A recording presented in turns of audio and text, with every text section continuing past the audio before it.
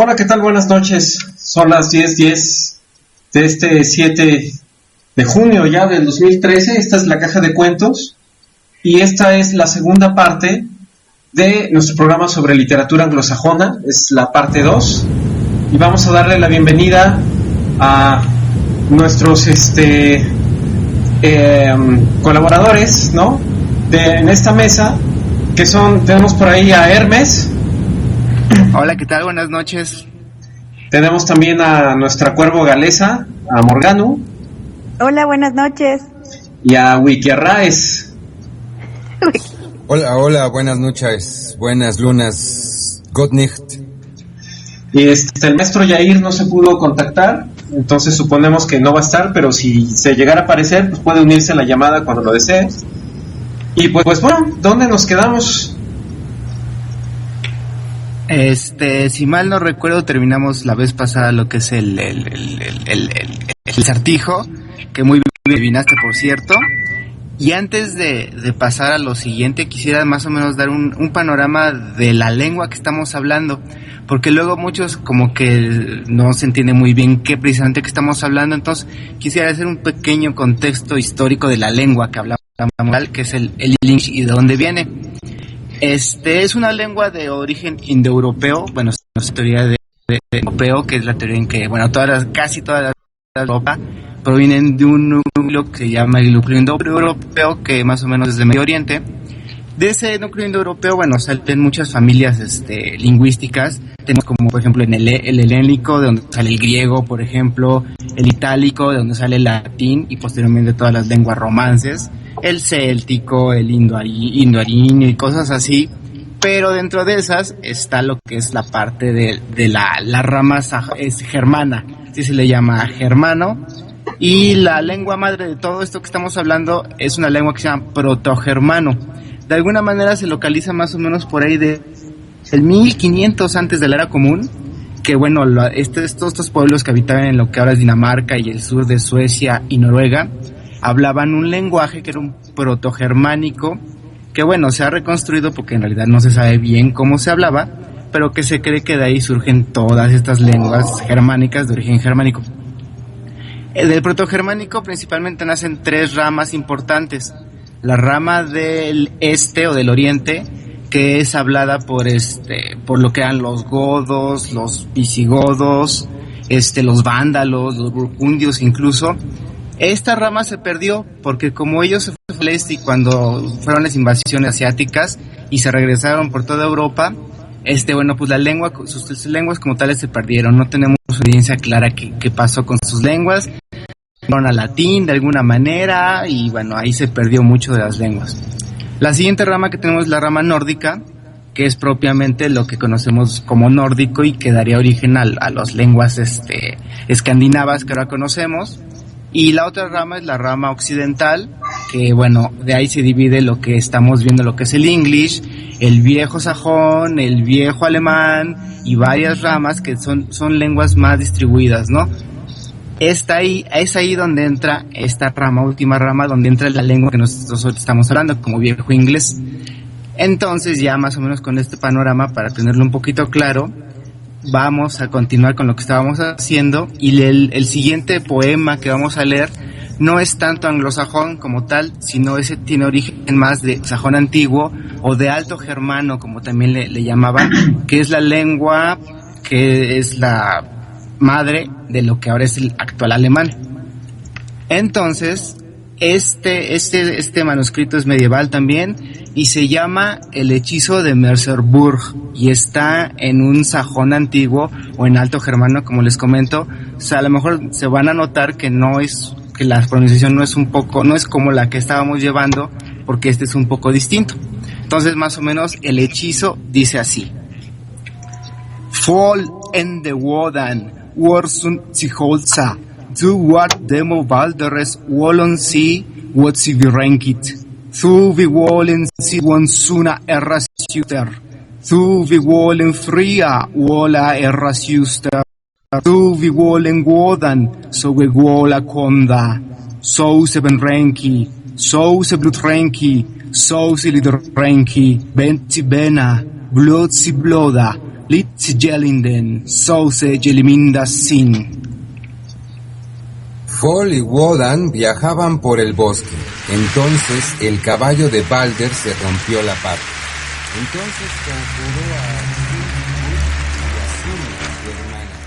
Entonces conjuró a Frigge y a Fole, su hermana.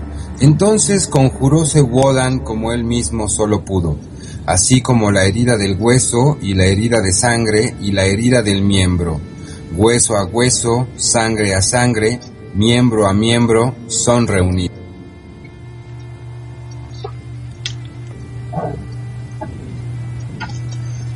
Ok, este es un relato construido en esta lengua que mencionabas, ¿es el antecedente del alemán? Así es sajón antiguo o alto alemán también se le llama. Hay varios tipos de sajones, pero sí es el antecedente del alemán actual. De hecho sí tiene un parecido, ¿no? Y aquí nuevamente se vuelve a escuchar esta iteración. Mencionaste una frase y la repetiste como 3 veces, ¿no? Sí, exactamente, son las aliteraciones que se repiten los sonidos así rítmicamente. Ajá. Aunque este es otra lengua, también está presente en toda la literatura germánica en la misma manera.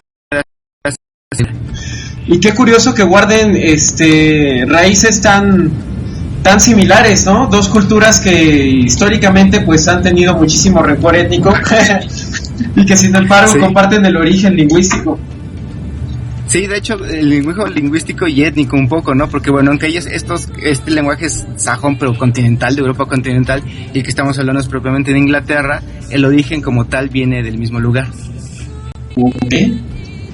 Oye, estaría bueno presumirles que ya salió el nuevo libro de Tolkien, gracias, que se llama The Fall of Arthur, y está escrito como los poemas del inglés antiguo, así aliterados, así como se escucha lo que estamos leyendo, así está escrito el nuevo libro de Tolkien. Gracias por el comercial. Una duda respecto a este libro de Tolkien. Tolkien, bueno, muchos sabemos que Tolkien de hecho es lingüista y que se ha especializado en crear pues muchos lenguajes y protolenguajes a su vez, ¿no? ¿En qué está escrito este libro? Está escrito totalmente en inglés, pero la forma de escritura, la poesía como tal, es como si fuera inglés antiguo, pero está en inglés normalito. Ah, ok, pero digamos toda la métrica y toda la musicalidad del idioma está escrita de esta manera. Ajá, se escucha, de hecho se lo empecé a leer a mi hermano y amigo, y me decían, oye, se escucha como si estuvieras rapeando, porque se escuchan varias palabras iguales. Órale, qué padre. Eso es más o menos el sonido de la literación. Yo creo que por eso valdría la pena leerlo en inglés antes de en español. Uh-huh. Ya sé que no todos sabemos mucho inglés, pero vale la pena. Es un muy buen trabajo. Creo que Hermes tuvo la culpa. ¿Cuál es el título? ¿No lo puedes volver a repetir? The Fall of Arthur, la caída de Arturo. Ok. Muchísimas gracias por este pequeño apunte. Gracias. O sea que es una revisión evocativa, ¿no? O una narrativa evocativa. Algo así. Bueno, ya nos salimos del tema. Vámonos con las runas y no vamos a terminar en otra cosa. ¿Qué cosas son las runas? ¿Quién nos quiere comentar? ¿Erraes? Pues las runas fue la escritura entregada por Woden, por Odín, a los humanos. ¿O no, Hermes? Sí, así es, correcto. De hecho, las runas como tal, hay evidencias históricas que todos los pueblos germanos, antes de cristianizarse y antes de incluir la escritura latina como tal, ellos tenían su escritura propia, que eran las runas. Se le conoce al conjunto de runas como Futharks, dependiendo también de qué tribu hablábamos, de qué región. Cada una como que tenía su conjunto de runas muy específico. Algunas diferían de otras, pero en general es su forma de escritura. Pero no solo es eso, sino que también cada runa tenía como que un concepto, era como que toda una ideología, era toda una espiritualidad dentro de las letras de ellos, ¿no? Entonces, precisamente por esta espiritualidad existen en la actualidad, bueno, los que sobreviven, son 3 poemas rúnicos que les dicen, ¿no? Que cada uno describe, esta runa está, ahí te va el poema, ¿no? Es como un pensamiento acerca de la runa que tiene un contexto filosófico, espiritual, así de de toda su cosmovisión de alguna manera, ¿no? En la actualidad te digo, nada más hay tres poemas que sobreviven, que es el anglosajón precisamente, el poema islandés y el noruego. De los demás conjuntos de runas, bueno, se perdieron en el tiempo. Estas runas, perdón, Hermes, ¿estas runas tienen algo que ver con el oráculo? Pues cuando los emperadores antes de irse a batalla iban a que les leyeran las runas, ¿o es algo totalmente distinto? No, sí tiene que ver. De hecho, digo, uno de los usos de este alfabeto también era un uso oracular. Los sacerdotes, bueno, no sacerdotes, los viejos de los clanes germanos, o las viejas incluso, porque era ahí igual hombres o mujeres viejas, sabias de alguna manera, leían las runas como leían un oráculo, aunque no era su única aplicación, se podían aplicar en muchos otros tipos de rituales y espiritualidad, pero uno de tantos era oracular para ver cómo les iba a ir paso a paso. Okay. De hecho, tenemos en Macbeth, ¿no? Este fragmento en el que él está, pues, como su personaje, ¿no? Con hambre de poder, etcétera, y va y consulta a las brujas para que le lean las runas. Así que vemos que Shakespeare hace una referencia totalmente directa. Las runas, además que son propias de los países nórdicos y además germánicos, como ya precisó muy bien Hermes, ¿no? Son compartidas una que otra runa, porque además hay diferentes sistemas de runas, para empezar, ¿no? Y algunas son compartidas con otros idiomas, como por ejemplo con el etrusco, aunque el etrusco comparte a su vez otros símbolos u otras grafías con el lineal A o con el lineal B, que era lo que había antes del griego, que se lo fusilaron del fenicio, y curiosamente signos que aparecen en el fenicio, en el lineal A, en el lineal B, en el etrusco y en los sistemas o lenguajes rúnicos. Es muy curioso porque 2 o 3 simbolillos son universales, ¿me explico? Y los encuentras hasta en los hopis o en los clovis. Pero no podemos hacer una generalización, puesto que los sistemas rúnicos cerrados son muy particulares. Y pues eran muchas las tribus germánicas, ¿no? Teníamos ahí por Galicia ahí llegaron los suevos, por toda Roma y por todas partes pasaron los vándalos, estaban los godos, ¿no? Los que se fueron hacia el occidente, a España, etcétera, eran los visigodos, y los otros godos eran los ostrogodos. Estaban los francos que pues como su nombre lo dice, fundaron Francia. Estaban los burgundios, los turingios, los alamates, los anglos, los sajones, los putos, los gérulos, los rugios, los lombardos, los nombardos, o digamos los normandos, que eran realmente como unos vikingos, ¿no? Y los que fueron hacia las estepas rusas y hacia Bizancio fueron llamados varegos, pero también se les llamó de otras formas, ¿no? Cimbros, teutones, ambrones, queruscos, frisones, injaebones, hermiones, isbaeones, chatis, batos, marcomanos, esirios y gépidos, entre otras terminologías que eran en los países escandinavos, ¿no? Fineses, noruegos, etcétera. Es un panorama amplio, y de todas estas tribus, pues como ya habíamos dicho la vez pasada, ¿no? Que al parecer todos adoran a Suna de una u de otra forma, o a la diosa del sol. Los sajones, los jutos y los anglos son los que preferentemente nos interesan para este capítulo. ¿O no, mi estimado Hermes? ¿Ale? No sé si te hayan ido los iberos. O ellos no entran en esa parte. Como tales, no eran germánicos. Ah, de acuerdo. Ni los edetanos ni los valencianos. Y okay. Ellos se juntaron con los celtas.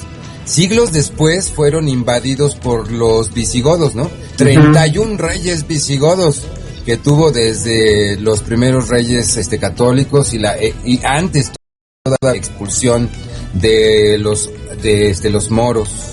Así es, la parte del norte, el reino de Burgos, de hecho, es totalmente visigodo y tiene una apariencia total en su arquitectura y en muchísimos dejos culturales que sobreviven todavía por allí. ¿Tenemos preparado algún otro material literario producido en esta lengua, en el English, más sajona, es decir, menos anglo y un poco más sajona? Sí, tenemos los fragmentos de poemas rúnicos. Nada más que eso sí están en anglosajón, en Old English, no en sajón, como que no tenemos tantas fuentes de... Okay. Pero prometemos conseguir alguno, Ale. De acuerdo, ¿podemos escuchar un fragmento a ver a qué sonaba esto?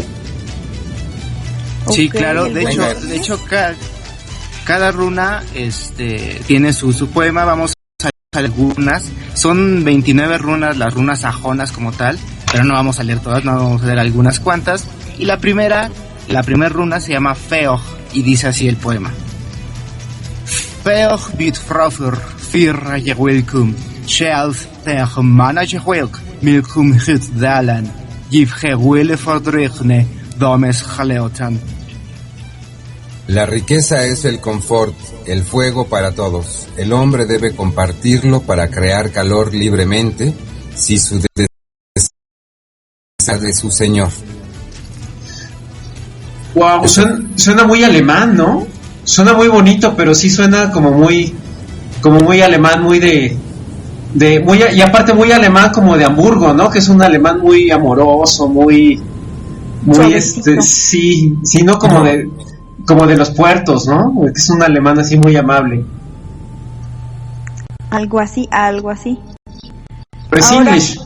Raes nos va a leer un fragmento de la runa que se llama Thorn, que esta runa en específico creo que todo el mundo la ubica porque parece como una espinita, y en el inglés antiguo era con la que se escribía el actual TH.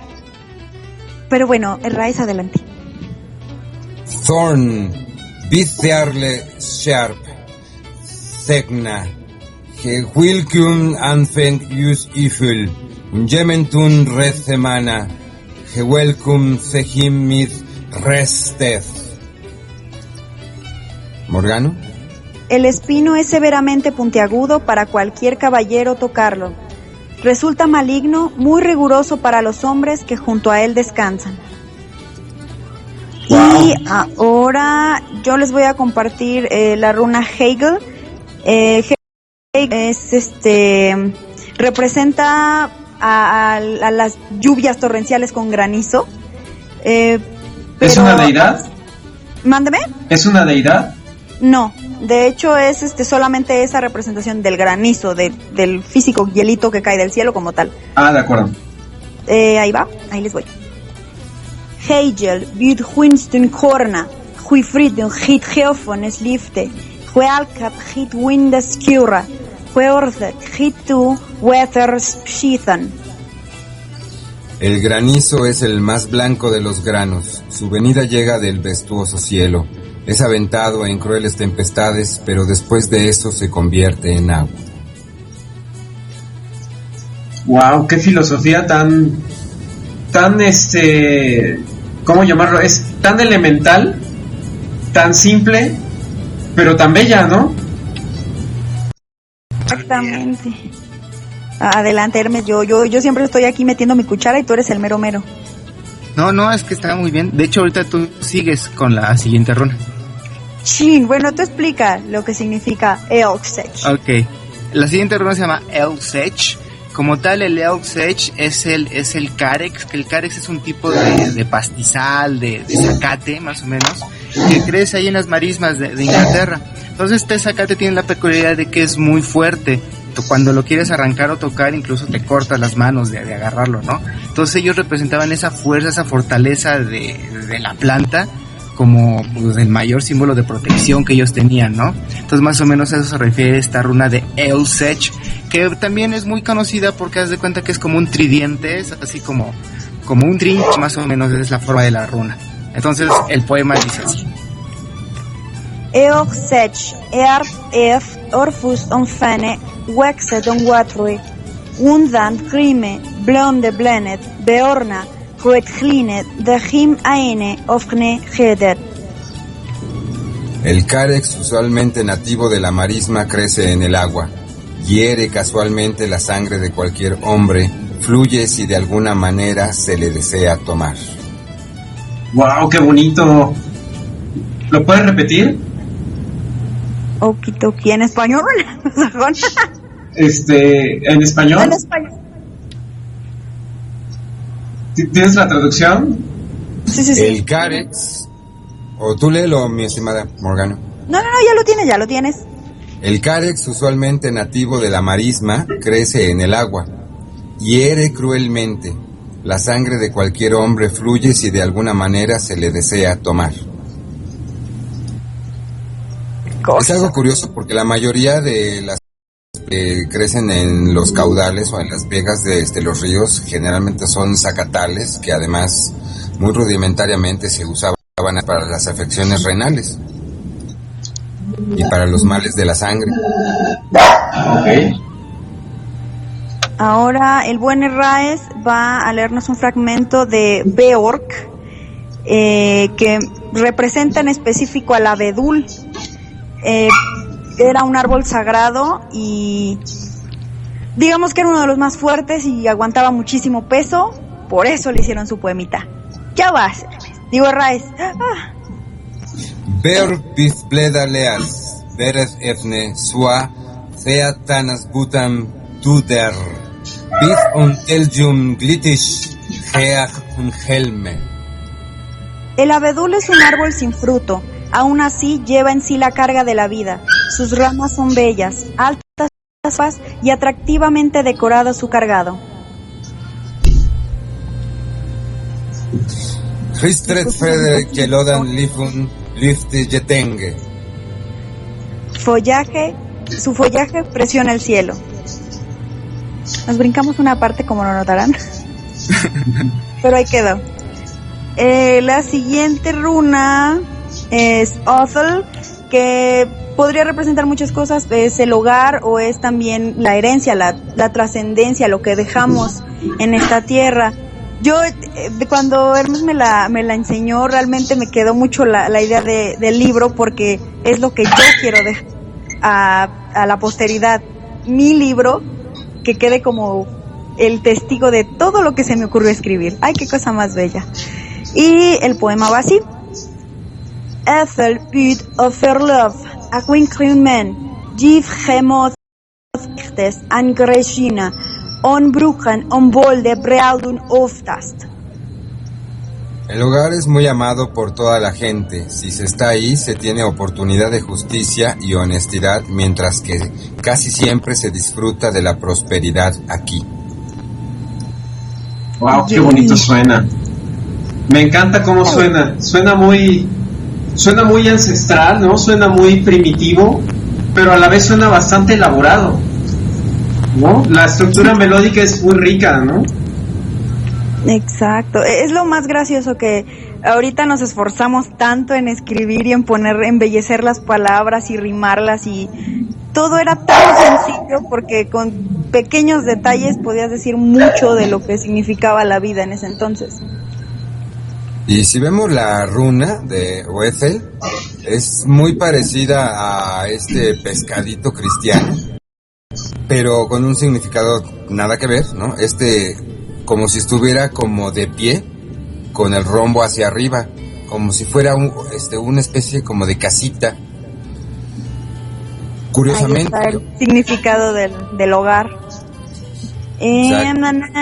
Ahora, me toca a mí, qué cosa. Oye, qué feo, Hermes no te está diciendo absolutamente nada, ¿eh? No, yo me estoy distraciendo, como dicen. Ay, ajá. Ok, ahora les voy a leer el fragmento de la runa Ear, que su nombre lo dice. Ear es el actual Earth, que sería la tierra. ¿Qué más les puedo decir de la tierra que no sepan ya? Así que mejor se los leo. Ear byd eogle orgal gewilkum, thone flastuch flash ongineth, chronkolian, chrusan, keosan, black tu kriveda, bleda, creosan guna, wedithat wera jesikaf. La tierra es desagradable a los hombres, sin embargo el cuerpo descansará sobre ella. El cadáver se enfría mientras la tierra acepta a su compañero de lecho. Las hojas caen, el placer se va, los hombres cesan de existir. ¡Qué fuerte! Qué fuerte, porque es en una sociedad totalmente acostumbrada a la guerra, a las invasiones, a la quema de pueblos, al saqueo. Qué curioso que se desarrollaran conceptos tan, digamos, tan efímeros como tan preservables, ¿no? Algo así. Yo siento, yo si hubiera estado en esa época, realmente sí hubiera preferido que me quemaran, porque es la muerte rápida, fregona, y vas corriendo con los ancestros. En cambio, en la tierra, ¡ay, qué miedo! Sí, y lo curioso es que la muerte estaba presente todos los días de tu, ¿no? Uh-huh. Entonces... Era un hecho que no se podía evitar, tal cual. Y te podía llegar del modo más inusitado, ¿no? Uh-huh. Exactamente. A ver, ahora que toca jóvenes. Nos saltamos Esh. Sí, Esh, que lo lea Razi Esh. Ay, discúlpenme. Oferger, Eldum, Tire, Stith, On, Stathul, Stede, Richte, Hült, Seach, Him, Feochtan, Rasje, Monige. El fresno es muy alto, muy preciado por los hombres, tenaz en su tronco, se mantiene erguido siempre, sin embargo, con él luchan los hombres entre sí. Esta runa representa a el fresno, no sé si lo había mencionado, yo creo que en el programa ¿de qué fue? De la fiesta de Walpurgis, que el árbol sagrado era el fresno, que bueno, existe el Yggdrasil, pero para esta cultura es el Irminsul. Está hecho de fresno, es un fresno como tal. En este poema en específico, donde dice que es que los hombres luchan entre sí con él, se refiere a las lanzas, porque las lanzas de fresno eran muy resistentes y certeras para darle en su maraca al contrincante. ¡Órale! ¡Qué valor! Y otro árbol, ¿no? Además del ya referido a abedul, pero el fresno también como el árbol de la vida, ¿no? Ajá, como el Irminsul. Es el Irminsul, el árbol del universo que tenían ellos de la concepción. Ok, si nos fijamos ahorita todas estas runas, vemos los poemas que a mí me gustan mucho porque así como que condensan mucho. Quiero ir ahorita un poquito con un poema, con el mismo poema rúnico, pero el islandés. El poema nada más vamos a leer una runa del islandés para que vean más o menos la diferencia. Los islandeses obviamente está en nórdico antiguo. Y sí se nota mucho que ya es muy posterior y como que está muy simplificado de alguna manera. Entonces vamos a leer la runa igual a de Feog, que aquí en nórdico antiguo se llama Fie. Entonces dice así el poema islandés. Fie frender roog, ok flesar viti, ok gratsites gata. Que en español eso significa: la riqueza es el final de los amigos, y el fuego del agua, y el adornado camino hacia la tumba. Y sí se percibe distinto. Suena un poco más melodioso el English, ¿no? Sí, este es nórdico antiguo y sí como que está un poquito extraño. Digo, son diferentes y vienen del mismo lado, pero sí se perciben muy distintos. Como que muy sintetizado, ¿no? Ajá, sí, como que ya está muy, muy sintetizado, exactamente. Sí, es melodioso, más cachondón, ¿no? Exacto, sí. Se parece mucho al islandés moderno. Sí, de hecho el islandés proviene directamente del nórdico y de las lenguas germánicas es el que menos cambio tuvo de nórdico antiguo a islandés moderno. Tú casi no sufrió cambios, a diferencia por ejemplo del inglés o del alemán o cosas así que sufrieron muchos cambios y accidentes gramaticales y lingüísticos. El nórdico antiguo casi pasó directo a islandés. Tan es así que todavía tienen el Thorn de uso mal y la de fricativa. Así es. Tal vez haya debido al poco intercambio cultural o a las breves periodos de invasiones por otras culturas, ¿no? Por ejemplo, en el caso de la isla, pues fue invadida por los normandos durante 2 siglos, me parece, ¿no? Sí, específicamente cuando los anglosajones ya llevaban un buen ratito, yo creo que ya eran como siglo IX, siglo X, una cosa así, los normandos tenían ciertas, digamos que los daneses se empiezan a invadir a los francos y les dan esa parte de Normandía, entonces técnicamente eran daneses, pero con el paso del tiempo se afrancesaron y ya hablaban francés. Los anglosajones tuvieron ciertos intercambios, incluso tuvieron reyes daneses y cedieron partes de Inglaterra, a los daneses, pero digamos que a los que no se habían afrancesado tenían mucho en común, tanto fue así que de ahí salió lo del poema de Beowulf. Pero llega el momento en el que ya no había descendencia para uno de los reyes y se le ocurre decirle a Guillermo el Bastardo o Guillermo el Grande, como le dicen, pues él sería un buen candidato para de Inglaterra, y dicho y hecho, se lo tomó de ley porque ni siquiera estaba estipulado y él fue a conquistar Inglaterra. Llegó y lo primero que hizo fue plantar la Torre de Londres para demostrarle a los ya anglosajones que esa tierra era de normandos. Eliminó lo que pudo de anglosajones, tanto de la iglesia como en los puestos altos, los lores y cuanta cosa, pero de todas maneras se les hizo medio complicado porque a final de cuentas el idioma sobrevivió. Si quieres, con un poco de mezcla normanda, que ya de ahí sale el inglés medio, pero con la raíz anglosajona.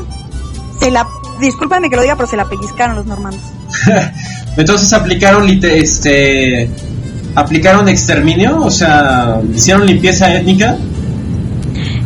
Pues no sé, no estoy segura de ello, no quisiera decirlo, pero que sí hubo una especie de exterminio de anglosajones. Unos se retiraron a las tierras más lejanas que no estuvieran cerca de Londres, porque en sí Londres era ya como el lugar más importante y era lo que querían ocupar los normandos. Básicamente los anglosajones ya quedaron solamente como granjeros, y de hecho el inglés antiguo era tomado como un lenguaje pues de gente pobre, como dirían ahorita las fresitas tontas, un lenguaje agropecuario. ¿Qué onda con ese término? Eran los proto-rednexes. Sí, proto-rednexes. ¿Cómo no está aquí, caray? Ya se conecta muy tarde, Vic, pero se pone muy divertido. Sí. Oigan, sí, viene el hechizo en contra de un elfo de agua, y además déjenme decirles que yo chequé las hierbas y está excelente. Ok. Viene antes el del elfo oscuro, ¿no? Bueno, antes para ponernos en contexto con los elfos, los anglosajones, al igual que todos los germanos, ellos entendían o tenían que, la Tierra Media y todos los mundos era habitado por más que humanos. Había otras entidades, otros seres que habitaban todo aquí, compartían la Tierra Media y los otros mundos. Uno de esos seres, y los más principales, eran los elfos, que ellos le llamaban y decían elves como tal. Y los elfos eran los responsables de que las plantas crecieran, los árboles crecieran, de que la gente se enfermara, de que la gente se curara, de que los árboles se murieran, de que se reintegrara toda la tierra. Como que ellos eran los que movían todo el dinamismo de la Tierra Media. Entonces para ellos era muy común decir que cuando te enfermabas, que un elfo se te había pegado, te había hecho alguna maldad un elfo, y cuando te curabas también te decían que con ayuda de un elfo te podías curar. Entonces eran como que seres muy ambivalentes estos elfos en sí la cultura. Y este hechizo está en un escrito medieval que tiene varios hechizos y varias recetas, vamos a decirlo de alguna manera.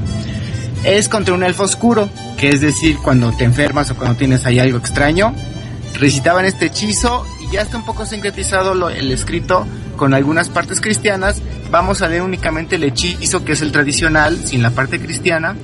Y este hechizo me gusta mucho y dice así: Her coming gangan en spiderwicht, hef de him his hamanon handa, quatha thu his hanches guerra, leche de his tegion suerran, ongunan him on tham lalithan, sona sua hi on tham lantha coman, tan ongnan him than lithu colian, than coming gangan, duel resueostar, the gang de heo and ada suer, that nafredis dan, and the moste, ne Thanthetis Galdor, Begiuthan Mirte, Outhethetis Galdor, Ongalan Kiusa.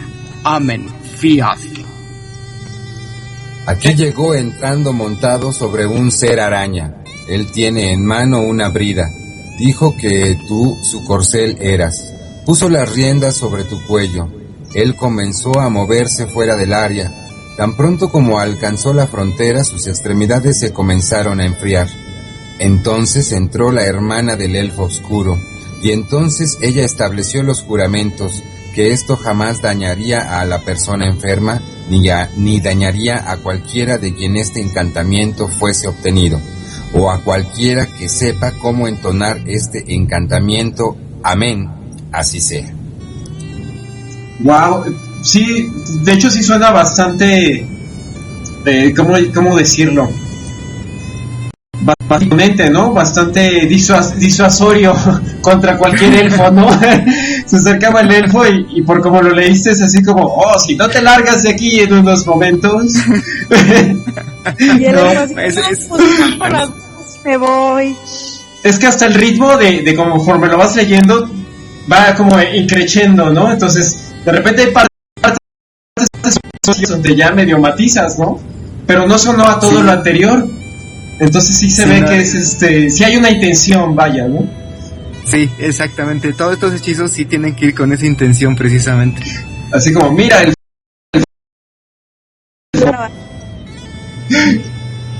Ok, ahora Y hablando de elfos, vas Morgano con el hechizo en contra de un elfo de agua, que es como traigo hierba santa. Exactamente. ¿Es el proto-azúcar? Así es, el proto. Así es. Es la rola.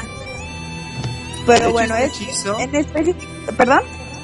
Sí, no, lo que quiero decir es que este hechizo es, bueno, el hechizo se divide en dos partes.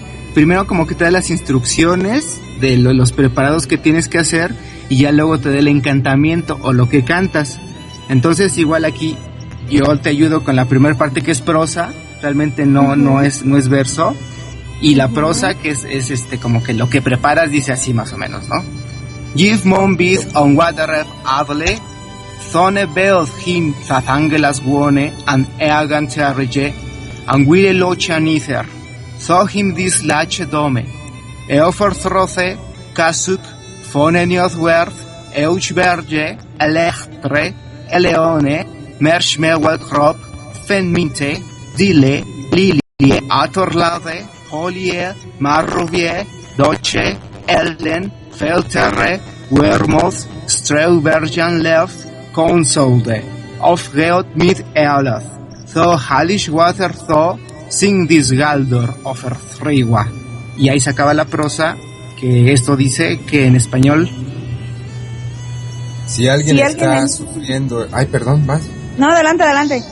Si alguien está sufriendo el mal del elfo de agua, sus uñas de las manos están descoloridas y sus ojos llorosos, y el paciente prefiere mirar hacia abajo, cabizbajo.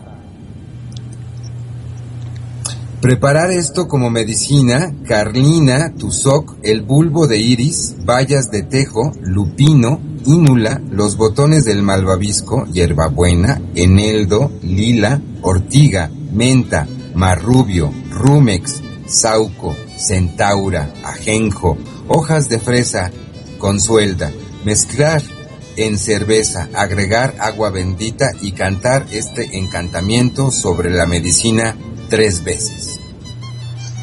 Ay, qué rico sonó eso, oiga. Y además sí se percibe la concatenación cuando se lee en English, ¿no? Sí parece una lista de ingredientes, vaya, conforme lo van narrando. Sí. Okidoki, y ahí viene ahora sí el chan, lo que se dice, ya que tienes todas tus hierbas y cuanta cosa. Úscale, elfo panzón. Ándale, ahí me viste.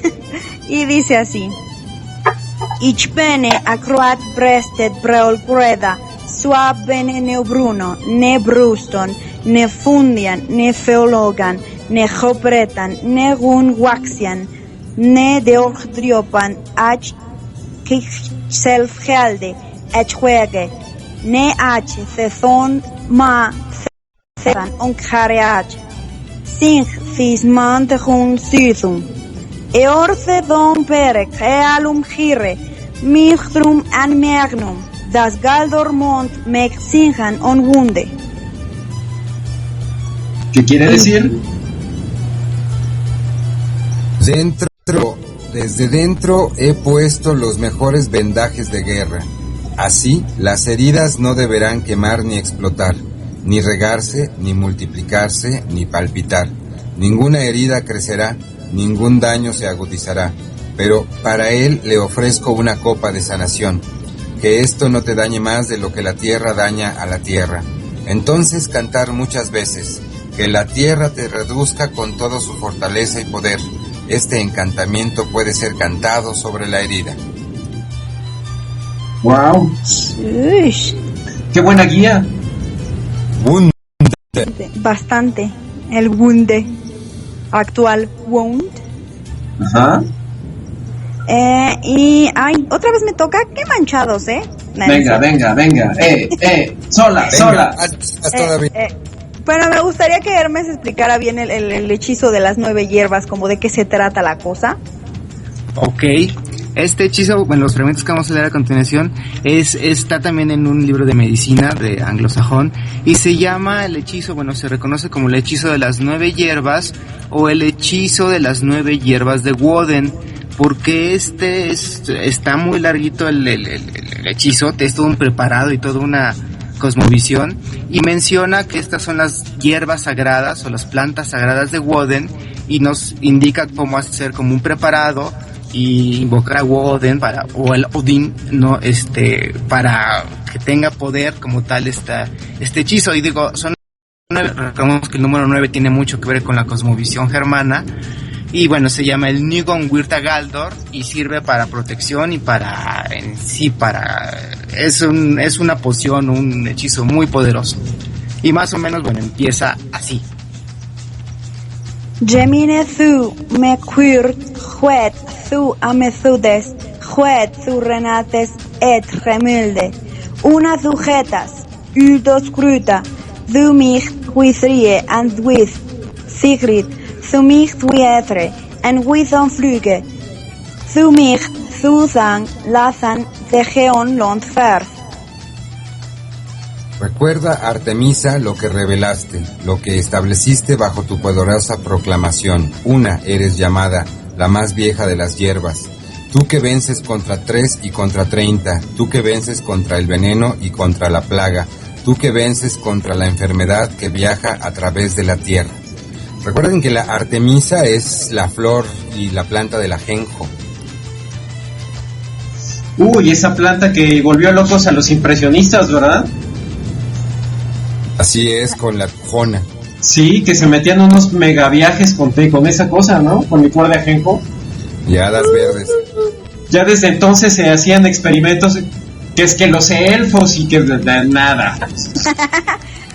Es que querían ver hadas verdes y elfos anaranjados. Y sí, te metías tantito de ese licor y imagínate, ya andabas alucinando elfos buenos, elfos malos. Bueno, pero era parte de uno no puede decir nada hasta experimentar.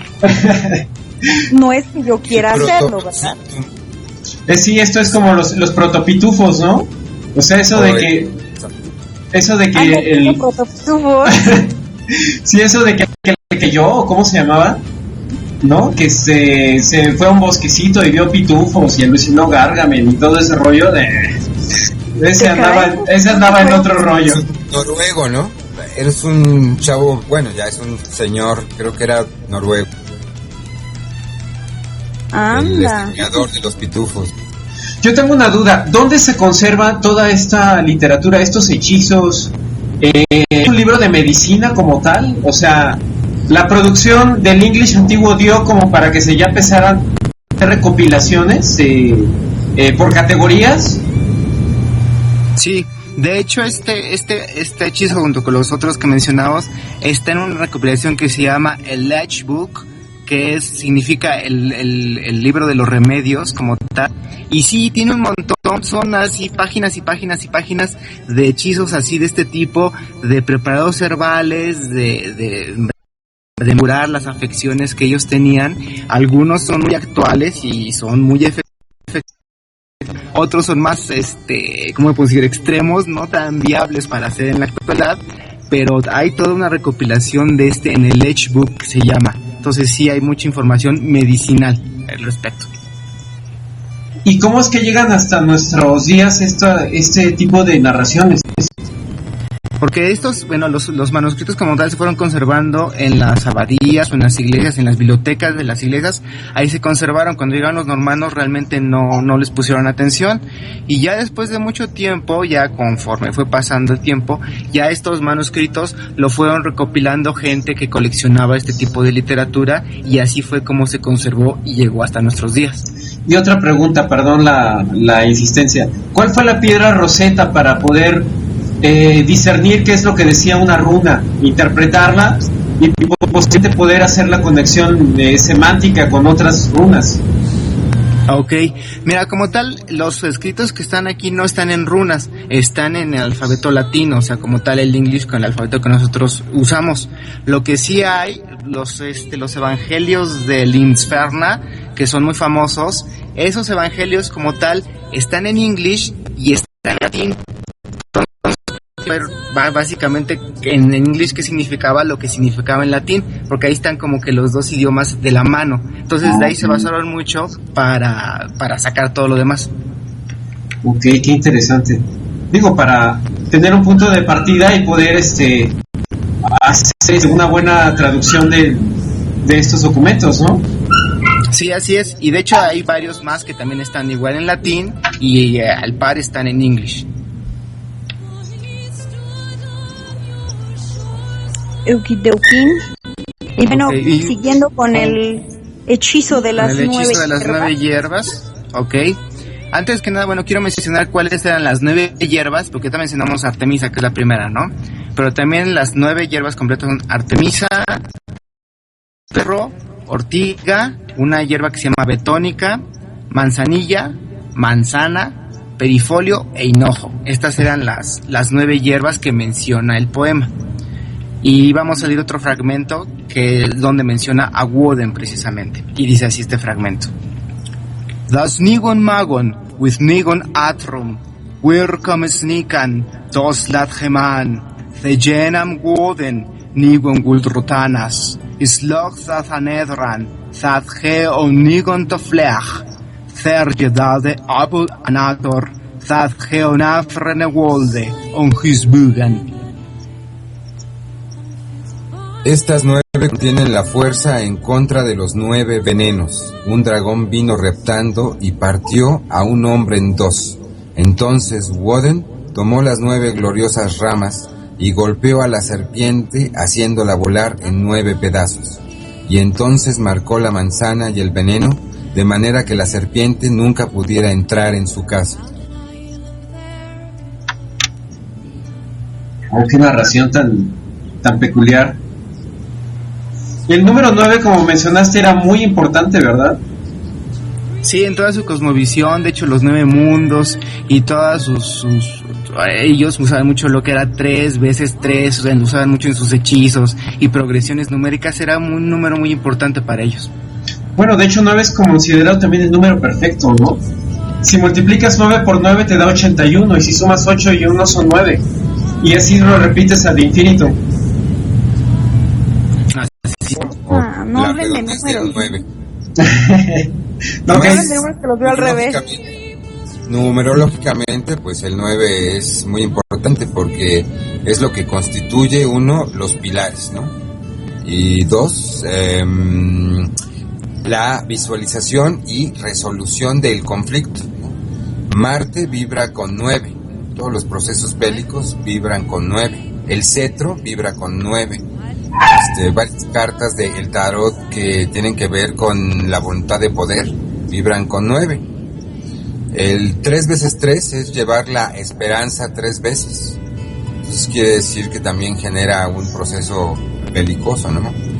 También es el número o sea, digamos que de la polaridad, ¿no? De la entropía, el orden y el caos, etc. etcétera. Ese 9 tan pécoro. No es nada pécoro, por más que lo multipliques, si lo sumes siempre es 9. Rayos, por eso me cae tan bien. Es un número que se regenera a sí mismo, entonces. Es como el ave fénix. Dos de los bares más importantes de las culturas modernas, tanto de la ciudad monstruo aquí en la Ciudad de México como en París, los dos bares más célebres se llamaban El 9. Cierto. El 9. Sí, es cierto. Y aparte de muy mala fama de aquí, por cierto. Por un momento me llegó un flashazo, disculpen que cambie yo rápido el tema, pero que se han dado cuenta que en el ese huehuehuatón de Telerisa el número telefónico va así y repiten muchas veces el número. Ah, sí, el 9. Exactamente, me cayó ese pequeño 20 justo ahora. Bueno, pero ignórenme y continuemos. Es que hasta los telerrizos tienen sus códigos. Va hacia la acción y el 8 muchas veces se queda como en el bucle, ¿no? Ves que los teléfonos en México para las patrullas y para la emergencia son con 8, ¿no? Los que nunca llegan. Antes un Texicot 9, luego te conectan de volada. Andas, no es como en Estados Unidos que marcas 91 y si se acerca otro 1 y ya será el 911. Y 911. Bueno, ese. Para mí es 911. El lobo y el guardián. El lobo y el señor Proto Eduardo. Cierto, el señor Proto Eduardo.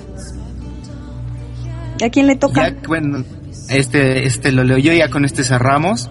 Este poema ya no tiene nada que ver con los hechizos y nada con lo místico, pero para mí es una de las creaciones más bellas de toda la literatura anglosajona, porque es muy melancólico y se piensa que este poema lo escribió una mujer, porque en aquel entonces las monjas también podían escribir libremente sin ningún problema, al menos entre los anglosajones. Se piensa que este poema está escrito por una mujer y se llama El lobo y el guardián, o en anglosajón Wolf on Edwatcher.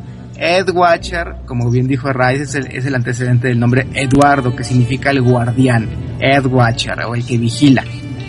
Entonces este poema dice así, está cortito y dice así: Leudum is minum, swilche hin mon lac gifa, willad hiu ne acechan, gif heon tred cumeth, ungelich is us, gulfis oniege, ich on ocerre, festis dat eglon, fene vigorpen, sinton wel rogue, guerras de roniche, willad hiu ne acechan, gif heon tred cumeth, ungeliche is us. Ulfes ich mines with lastum venum dode, thone hid wes reichni weather, on ich reoth to set, thone mech seo bedu kafa, bogum bilejde, wes me win to thon, wes me huetr eklath. Wolf, min wolf, wena me thine, seoche gediudun, thines el cumas, murnende moth, nales metaliste. Yahurres tu Edwatcher, un cherne erne huel firreth wolf tu guda, thadmon ethetos lithes, thad nefreyes nonad, wias, oncher yed geador.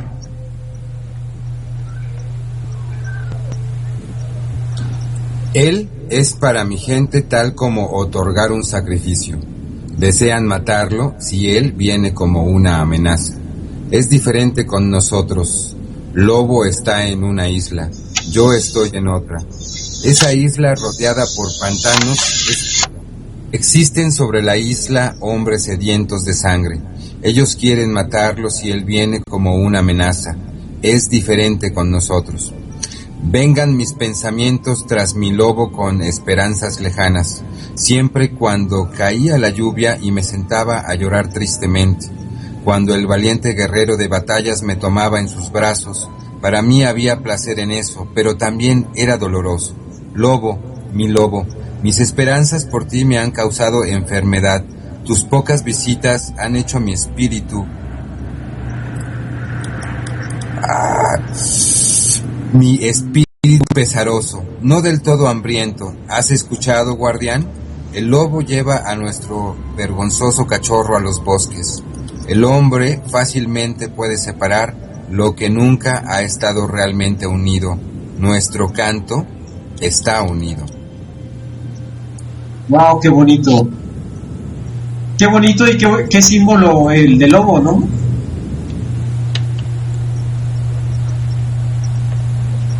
Hola, Wolf. ¿siguen ahí? Sí, acá andamos.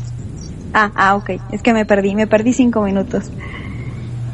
Yo creo que era, no sé, quizás esto lo sabrá mejor Hermes que yo, ¿verdad? Pero el lobo ha de haber representado algo impresionante, esa fuerza, esa temeridad y a la vez ser un animal tan, no sé, tan hogareño, tan fiel, tan todo, no sé, tiene sus cosas bellas. Tan poderoso, ¿no? Uh-huh. Y Y a la vez no más. sí, y además bello, ¿no? Ay, sí, parece un perrito. Lástima que no se dejan amaestrear. Ay, te le acercas y adiós, mano. Pues ¿Y dónde está depende, ¿no? Hermes? Se supone que los perros domésticos descienden de los lobos. De hecho, todos los perros. Exacto, Sí. todos los canes descienden de los lobos. Aunque no se les parezca en nada. Hasta un salchicha, hasta un pequines. Pero bueno, Ay, ese proceso de domesticación tomó muchísimos años, muchísimos siglos. De años. Ujú. Sí. Pero qué Pobrecitos. interesante que se documentado esta coexistencia, ¿no? Entre el hombre y la bestia. O entre el lobo y la bestia, como quieran llamarlo. ándale, sí me gusta más eso. Que no es lo mismo que hombre lobo ¿Puedes que... opinar más sobre el lobo? A ver, ¿qué cuá? ¿Qué decías? Que no tú era no lo dices mismo los lobos. hombre lobo que lobo hombre. Como por ejemplo el famoso hombre lobo en París de la canción de la Unión no habla de un hombre lobo, sino de Denis, que era un lobo que se convertía en hombre, como el proceso contrario, ¿no? Y era para él una especie de desgracia, ¿no? Bueno, pero eso está basado en la novela de Boris Vian, ¿no? Entonces el personaje tal cual es Denis, justamente. Denis. Ujú. Y aquí el lobo es el contacto, ¿no? Con las fuerzas protectoras de la naturaleza, no obstante su fiereza y su paradigma. Es como un tótem, ¿no? Sí, eso es un toque. Qué Háblanos del tótem, háblanos de tus palabras bonitas. Yo tengo una duda aquí tremenda, Hermes. ¿En qué momento, digo, ya explicaste que el English, bueno, pasó por una serie de mezclas con diferentes lenguas, diferentes procesos históricos, fusiones, y muchísimas cosas que derivaron en la lengua como se conoce hoy, y que finalmente esa lengua también está mutando en tanto que los hablantes se cargan de tenerla viva o de plano dejar morir ciertos signos lingüísticos o acústicos, ¿no? Que ya jamás van a volver a decir. Tan es así que no es lo mismo agarrar un libro de inglés del siglo XII o del siglo XVI a leer uno actualmente, ¿no? Pero Así es. todos estos documentos que se preservaron en las abadías, ¿en qué momento se dan a conocer al mundo y en qué momento se determina la categoría del English antiguo como tal? En cuanto se vuelven obsoletos, difíciles de entender o simplemente ya no son aplicables al contexto lingüístico que se tiene. Sí, mira, de hecho, muchos de estos documentos se quedaron ahí como reliquias, como libros de reliquias. Fue Alfredo el Grande, el rey anglosajón de aquel entonces, que se dedicó a poner todo en English, porque lo tradicional era ponerlo en latín, pero él no lo puso en latín y en English, ¿no? Y cuando llegaron los normandos realmente no les interesó mucho los libros y ahí se quedaron. Entonces realmente fue hasta realmente recientes siglos, estábamos hablando pues, ya de siglos recientes, desde el siglo XVII, XVIII, que se empieza a retomar todo esto como tal. Obviamente ya no se entendía y con base en los escritos en latín y todo fue que se empezó a retomar y a reconstruir la lengua, porque la lengua murió, de alguna manera, este English que estamos leyendo murió, y bueno, se fue transformando, pero la base como tal murió. Digo, también tenemos el caso en español, ¿no? Que hay un castellano antiguo y un español antiguo, que son lenguas muertas, y que bueno, pero que como tal evolucionaron y llegaron a lo que hoy estamos hablando. Igual aquí en inglés ocurrió exactamente lo mismo, la única diferencia es que aquí sí había literatura, sí se generó literatura que se quedó guardada. Lo mismo pasó con el nórdico antiguo, hay mucha literatura del nórdico antiguo, pero las lenguas evolucionaron a lo que hoy es el danés, el sueco, el noruego y todo eso, y ahí se quedaron los libros realmente como evidencia histórica de que alguna vez se habló de esta manera. Y por ejemplo, para un efecto fonético, ¿cómo se sabe interpretar si es una lengua muerta? ¿Cómo determinas a qué sonaba? Es decir, yo entiendo que la lengua la generan los hablantes. En tanto los hablantes dejan de utilizar la reservada, digamos, en la alta cultura de los monasterios, las abadías, las catedrales,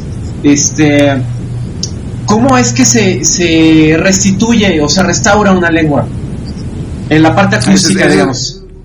Sí, esa es muy buena pregunta también. Cuando todo el mundo empieza con esto se pregunta, bueno, ¿y cómo sabemos, no? Porque en realidad nunca grabaron un cassette, un CD o algo así para que se hablaran cómo se hablaba. No tenía nada de eso. Entonces la reconstrucción que ahorita la que estamos llevando a cabo es una reconstrucción fonética que varios lingüistas se han encargado de hacerlo. ¿Cómo lo hacen o cómo lo reconstruyen? Principalmente, muy sencillo, los escribas o los monjes como tal escribían en el alfabeto latino, y obviamente ellos escribían como lo oían en latín.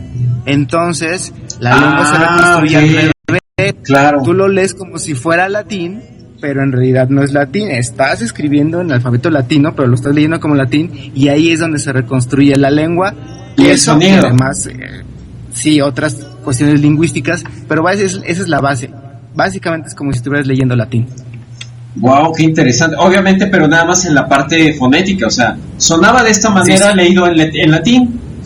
Obviamente, el documento, ya estoy entendiendo. Sí. Qué interesante, okay, ¿no? Sí. Es traer a la vida una lengua muerta. Así es, es muy interesante. ¿Y qué te dio a ti por traer cadáveres en pleno siglo XXI? Eres un levantazombies. No, digo, yo hace como 5 años más o menos me metía en este asunto porque leí un poemita de estos cortitos, un fragmentito más bien, y me interesó mucho la lengua porque algo en la lengua me llamó mucho. Entonces, a partir de como que yo me empecé a meter a lecturas, a libros con profesores de English y todo, y fue como me metí en esto del English famoso. ¿Hay profesores de English? Sí, de hecho en Inglaterra cuando tomas literatura, no me acuerdo letras qué, hay una materia que es anglosajón o inglés antiguo, uh-huh. Y que de hecho Tolkien era maestro de anglosajón como tal, era el catedrático de anglosajón, y en la actualidad hay varios catedráticos en las universidades, no solo de Inglaterra, también cuando estudias letras en Roma me parece, también te dan la cátedra de inglés antiguo. Ok, como romance me imagino, ¿no? Sí, exactamente, digo, y para tener también un poco la base de las letras inglesas modernas en inglés antiguo. Qué interesante. Entonces sí eres un levantacadáveres, caray. Pues dicen. Es que es real. Yo estoy sorprendido, de verdad, o sea, traer a la vida una lengua donde ya ni siquiera hay hablantes para conversar, pues me parece muy pues muy interesante. Y mira que además nos hace parir Tunas, el buen Hermes, porque en serio se mancha con lo que nos enseña. Porque, por ejemplo, William Shakespeare decía, aprender otra lengua es otra manera de aprender a ver el mundo, ¿no? Entonces cuando tú lo lees en una lengua muerta, pues también, bien o no, vienen ciertas evocaciones, ¿no? De qué veía esa gente, qué comía esa gente, con qué cosas vivía cotidianamente, ¿no? Esto que acabamos de mencionar, la muerte, la guerra, el hambre, la relación con la naturaleza, con su entorno, con las invasiones. sea, sí es otra manera de entender el mundo totalmente. Sí, es como rascarle un pedacito de la historia y como que viajar en el tiempo y verlo con sus ojos, ¿no? De alguna manera, cómo lo veían o cómo lo percibían. Sí, es muy interesante. De hecho, me vino una alucina ahorita que mencionabas en esta parte que me explicabas de cómo se escribió el latín para pronunciarse y tal. Y evocando a lo que menciona Raes en la lectura, que todo el énfasis que le pone, pues me imaginé, por ejemplo, cómo se escucharía un poema de Paco Stanley en English, ¿no? Todo dramático. ¡Qué miedo! Supongo que en el desarrollo de esta lengua también se desarrolló la retórica en su momento, ¿no? Para tener recursos discursivos y convencer o persuadir mediante la voz impostada, por ejemplo, o cierto ritmo de conversación para tratar de inducir o llamar tu atención, ¿no? Que es como lo hace Raes en la lectura que realiza. Sí, exactamente, sin duda. Sí, la intencionalidad del lenguaje también es parte importante. Pues muy bien, muy interesante. ¿Alguien más quiere añadir algo respecto a este tema? ¿Se nos queda algo? Sí, yo. Que dice Poncho que no va a haber show de música. Ajá. Bueno. Y bueno, que no se me quede en el tintero. Esta cuestión de el anglosajón es todo un redescubrimiento cultural, incluso para muchas personas que dentro y fuera de Inglaterra, ¿no? Y es muy positivo el que lo traigan desde la tumba y que pues lo revivan, porque es muy interesante, ¿no? La gente de repente en medio de la modernidad se había desconectado un poco de sus raíces y muchos pues no entendían ni siquiera la evolución del inglés, ¿no? El inglés, desde el inglés de anglosajón hasta el inglés americano moderno, ¿no? Con tantos cambios y tantas mezclas y tantos sonidos de tantas lenguas, como el español también, ¿no? Pues acabó hecho una ensalada. Y deja tú el inglés americano, Raes, el australiano. No sabes ni qué están hablando. Yo tuve una maestra novia neozelandesa que hablaba con un tono muy extraño, ¿verdad? Sí, ese ya es la corrosión del idioma, ¿no?